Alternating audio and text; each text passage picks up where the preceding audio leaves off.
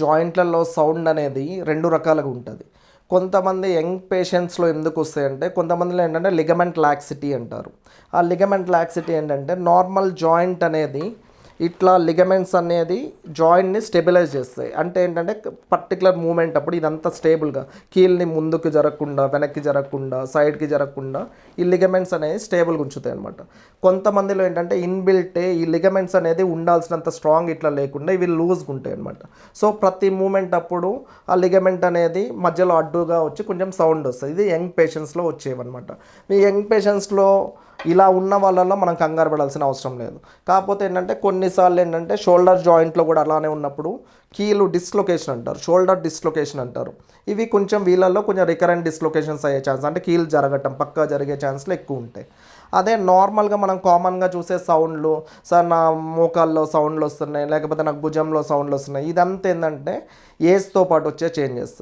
జనరల్గా ఏంటంటే ఓల్డ్ ఏజ్లో మనం చెప్పుకున్నట్టు ఎట్లా అంటే ఓల్డ్ ఏజ్లో ఏమవుతుందంటే ఈ గుజ్జంతా అరిగి బోన్ రాసుకున్నట్టు అవుతుంది. ఇలాంటి వాళ్ళలో ఏంటి సౌండే కాకుండా నొప్పి విపరీతంగా ఉంటుంది, ఎక్కువ దూరం నడవటానికి ఇబ్బంది అవుతూ ఉంటుంది అనమాట. వాళ్ళకి ఏంటంటే మనం క్లినికల్గా తీసుకుంటాము. క్లినికల్గా మనము ఎప్పుడైతే మన దగ్గరకు వస్తారో క్లినికల్గా చెక్ చేసి ఆ సౌండ్ అనేది అది డ్యామేజ్ వల్ల వచ్చిన సౌండా లేదంటే నార్మల్ సౌండా, ఏజ్ని బట్టి వాళ్ళ ఇబ్బందిని బట్టి ఎంత దూరం నడవగలరు దాన్ని బట్టి ఆ సౌండ్స్ని బట్టి అప్పుడు ఏం చేస్తామంటే మనం దానిలో ఇన్వెస్టిగేట్ చేస్తామంట. అంటే నెక్స్ట్ స్టెప్ అనమాట. నెక్స్ట్ స్టెప్లో ఏంటి, అదేమన్నా లిగమెంటల్ యాక్సిడెంట్ ఉంటే ఏమైనా ఎంఆర్ఐ తీసుకోవటమా, లేదంటే వాళ్ళకి ఏమైనా ఫ్యామిలీ హిస్టరీ ఉందా అది చూసుకోవటమా, అది చేస్తాము.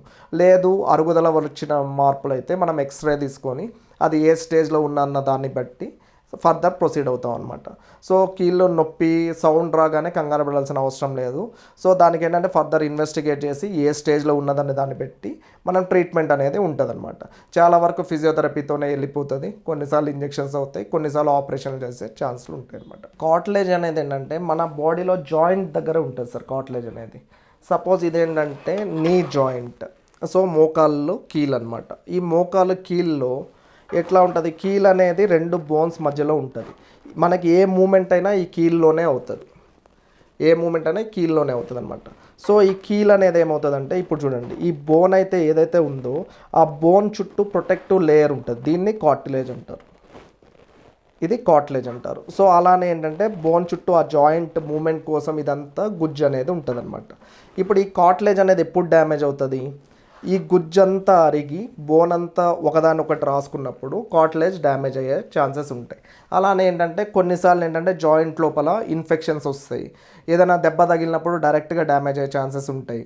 అలానే ఏంటంటే ఇప్పుడు కొన్ని కండిషన్స్ ఉంటాయి, మనం చెప్పుకున్నట్టు ఆటో ఇమ్యూన్ డిజార్డర్స్ ఉంటాయి, కొన్ని ఏంటంటే కీళ్ళ వాతాలు ఉంటాయి, కొన్ని ఏంటంటే ఇవన్నీ సోరియాటిక్ ఆర్థరైటిస్ లాగా లేకపోతే రుమటాయిడ్ ఆర్థరైటిస్ అవుతాయి. ఏదైతే కీళ్ళ జాయింట్ని డ్యామేజ్ చేస్తుందో అదేంటంటే కార్టిలేజ్ని డ్యామేజ్ చేస్తాయి. ఎప్పుడైతే కార్టిలేజ్ డ్యామేజ్ అనేది నార్మల్గా డీజనరేటివ్ కండిషన్ లాగా వస్తుంది అనమాట. అంటే పెద్ద వాళ్ళల్లో ఏజ్ అయిపోయిన వాళ్ళల్లో బోన్ అంతా అరిగిపోయి కీలు రాసుకొని కార్టిలేజ్ డ్యామేజ్ అయ్యే ఛాన్సెస్ ఉంటుంది అనమాట.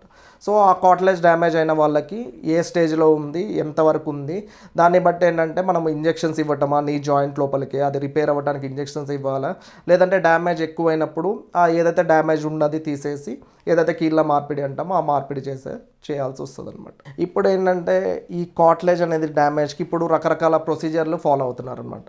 ఏంటంటే ఇప్పుడు జాయింట్ని సపోజ్ ఇక్కడ నొప్పి ఉన్నప్పుడు ఏమవుతుందంటే ఇప్పుడు మన బాడీలో ఏంటంటే ఈ నీ జాయింట్ లోపల ఇక్కడంతా మజిల్స్ కండా ఉంటుంది అనమాట. ఆ మజిల్స్ అన్ని క్వాడ్రిసెప్స్ అనే మజిల్స్ని దాన్ని స్ట్రెంగ్తన్ చేసుకుంటే ఏదైతే ఈ బోన్ మీద ఈ జాయింట్ మీద ఉన్న ప్రెషర్ని ఆ మజిల్స్నే తీసుకుంటాయి. అలానే ఇంకోటి ఏంటంటే మన బాడీ వెయిట్ అనేది అంతా జాయింట్ మీద నుంచి వెళ్తుంది. సో కొంచెం వెయిట్ లాస్ అవ్వటం, హెల్దీ లైఫ్ స్టైల్ ఫాలో అవ్వటము, అలానే మజిల్ ఫిజియోథెరపీ అంటారు. ఫిజియోథెరపీలో ఏంటంటే మజిల్స్ని స్ట్రెంగ్తన్ చేసుకోవటం, దాంతోపాటు ఈ కార్టిలేజ్ డ్యామేజ్కి రిపేర్ కోసం మనం ఏంటంటే స్టెరైల్ కండిషన్స్లో అంటే ఇన్ఫెక్షన్ ఏం రాకుండా అంతా క్లీన్ చేసి జాయింట్ లోపలికి కొన్ని ఇంజెక్షన్స్ ఇస్తామన్నమాట. ఆ ఇంజెక్షన్స్ అనేది ఇప్పుడు రకరకాలుగా వస్తున్నాయి. దాంట్లో పిఆర్పి అంటారు, ప్లేట్లెట్ రిచ్ ప్లాస్మా అంటారు, అలానే ఏంటంటే గ్రోత్ ఫ్యాక్టర్ కాన్సన్ట్రేట్ అంటారు, కొంతమంది డైరెక్ట్గా గుజ్జే ఇంజెక్ట్ చేస్తాము, దీన్ని హైలోనిక్ యాసిడ్ అంటారు. అలా రకరకాల ఇంజెక్షన్స్ ఉంటాయి అన్నమాట. సో మనం ఎంత డ్యామేజ్ అయింది, వాళ్ళ కండిషన్ ఏంటి, ఎంత దూరం నడవగలుగుతున్నారు, దాన్ని బట్టి ట్రీట్మెంట్ అనేది వ్యారీ అవుతూ ఉంటుంది.